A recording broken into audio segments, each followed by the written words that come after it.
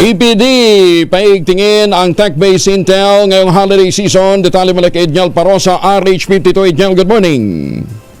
Good morning, Kuya Angel. Inatasan ng Eastern Police District ang mga tauhan itong paigtingin ng intelligence monitoring sa Pasig, Mandaluyong, Marikina at San Juan.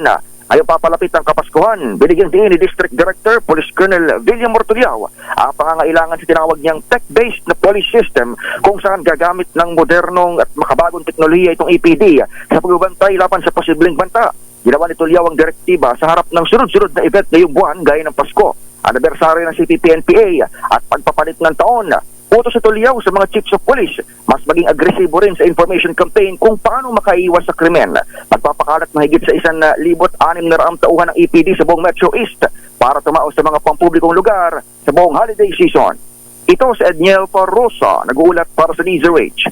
Una sa Pilipinas, una sa Pilipino. Maraming salamat, Edniel.